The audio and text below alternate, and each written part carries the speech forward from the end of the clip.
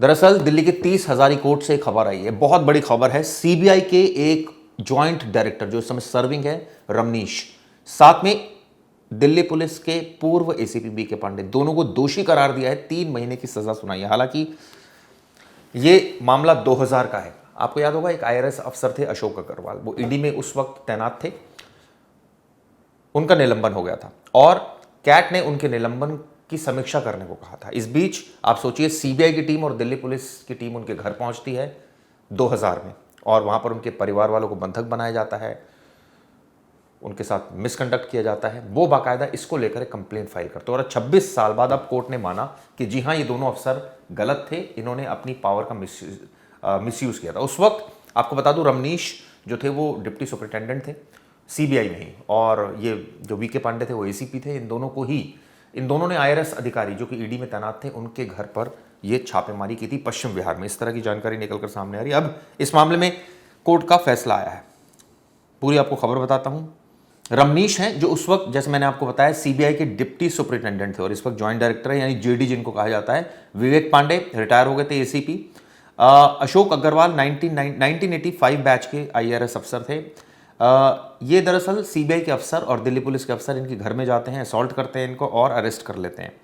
ये कहा जा रहा था कि इन्होंने निष्प्रभावी करने के लिए, यानी जो कैट का ऑर्डर था उसको निष्प्रभावी करने के लिए कार्रवाई की थी, लेकिन अपने आप में कई सवाल खड़े हुए इससे।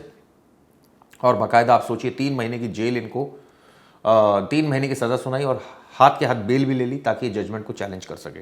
लेकिन 26 साल पुराना केस, और ये बताता है कि किस तरह से पावर का मिसयूज़ किया गया था सीबीआई के इस अधिकारी के द्वारा। जेडी है इस वक्त, यानी सीबीआई में इस वक्त जॉइंट डायरेक्टर हैं रमनीश, और बीके पांडे तो रिटायर हो चुके हैं।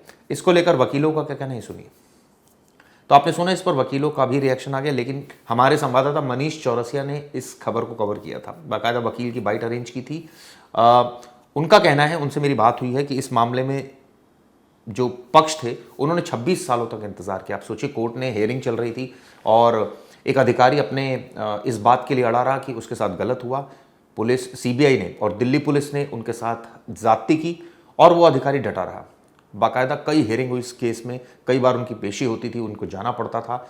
और आप सोचिए, इतने टाइम के बाद भी अधिकारियों ने सेटलमेंट नहीं किया, यानी कि आईआरएस अधिकारी अशोक अग्रवाल थे, वो अपनी बात पर अडिग थे। और इसी बात पर आप सोचिए, कोर्ट ने अब जाकर 26 सालों के बाद ये फैसला सुनाया है। न्याय में देरी तो हुई है, लेकिन न्याय मिला है।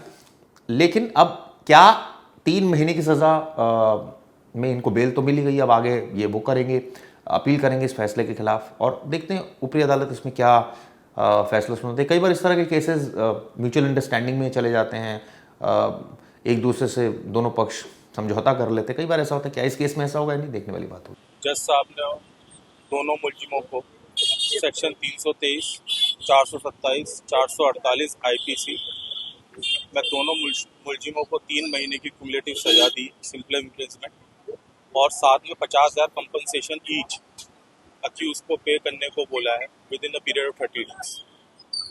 कितनी संतुष्टि है आपको इससे? अभी देखिए, अभी सेंटेंस की ऑर्डर की कॉपी आएगी, क्योंकि उस पर भी जजमेंट पे काफ़ी आर्गूमेंट हुई थी। ऑर्डर सेंटेंस वो उसकी कॉपी एक बारी आने दीजिए, फिर एक बारी गो थ्रू करेंगे, फिर देखते हैं जो भी डिसीजन। सर, लग रहा है कि न्याय हुआ है?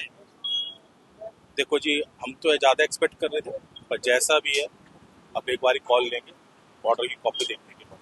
सर, जो मामला था, एक बार शुरुआत से अगर बताएं कि क्या था मामला, कि बहुत लंबा समय चला और कानून की जो प्रक्रिया है काफी जटिल लग रही है। ये 25 साल का लंबा समय, फिर उसके बाद ये 50,000 कंपनसेशन क्या जायज है? देखिए, कंपनसेशन कम है, पर 2000 का मामला है। 19/10/2000 को जो दोनों मुलजिमान थे, उन्होंने जबरदस्त कंप्लेंट के घर पर फांद कर उसमें दरवाज़ा तोड़कर जबरदस्त अंदर घुस, और कंप्लेंट के साथ अशोक कुमार अग्रवाल के साथ मारपीट कर उसे लेके आए, और उसके बाद ये मुकदमा डाला गया। मुकदमा डालने के बाद इन दोनों मुलजिमों को सम्मन करा कोर्ट ने। प्रथम दृष्टया पाया कि इनके खिलाफ केस बनता है। ये दोनों मुलजिम हाई कोर्ट गए क्वेश्चन के लिए, वहाँ से क्वेश्चन नहीं हुई, तो यहाँ पर इनके खिलाफ नोटिस फ्रेम हुई। ये उसके खिलाफ हाई कोर्ट गए, तब भी नहीं हुआ।